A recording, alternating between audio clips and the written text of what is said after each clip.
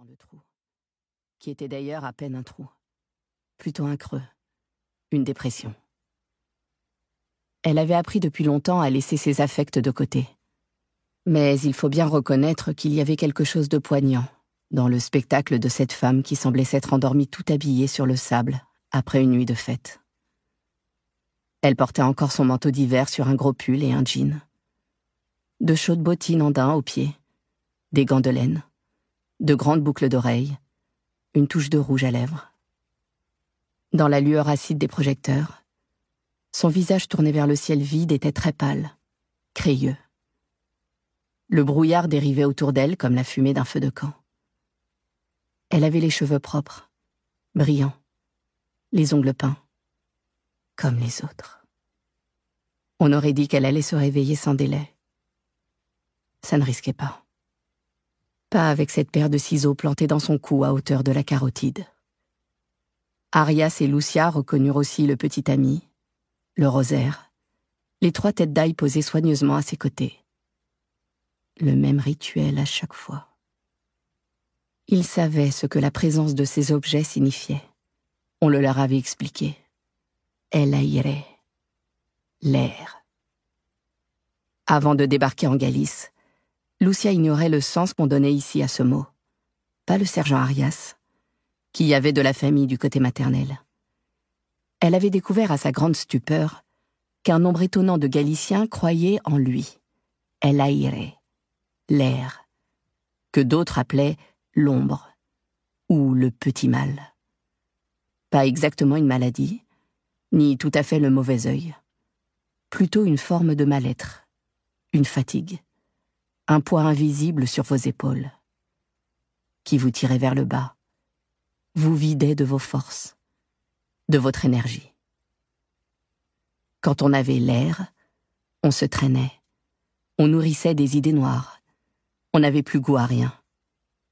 Et bien entendu, comme existait l'air, existaient les personnes qui vous l'enlevaient. Quitar el aire, ôter l'air.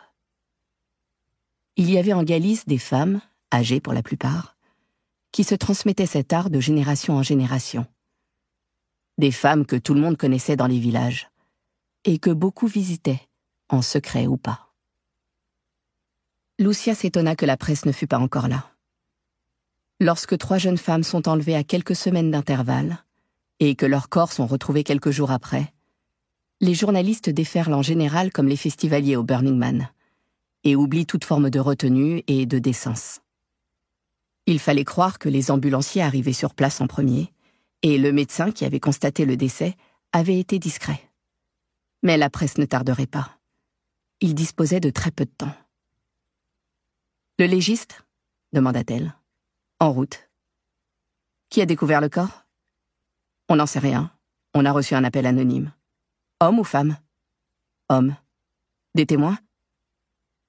Elle désigna les maisons noires qui se tassaient jusqu'à la pointe, s'avançant sur les eaux brumeuses.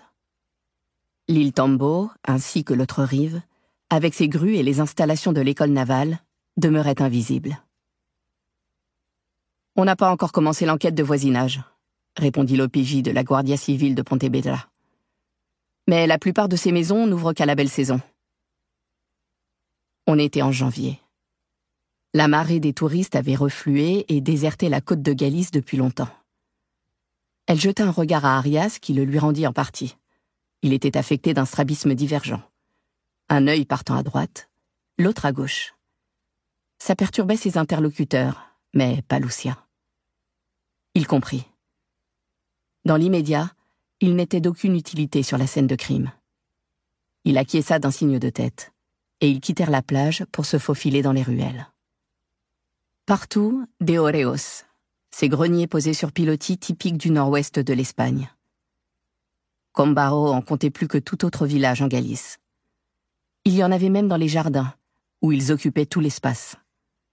Des ruisseaux coulaient dans des rigoles, des fontaines murmuraient dans le brouillard.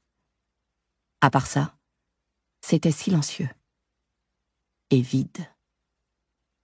Lucia estima que le tueur était descendu sur la plage par l'autre extrémité, en empruntant la rampe goudronnée par laquelle eux-mêmes étaient arrivés, celle où stationnaient l'ambulance et le fourgon.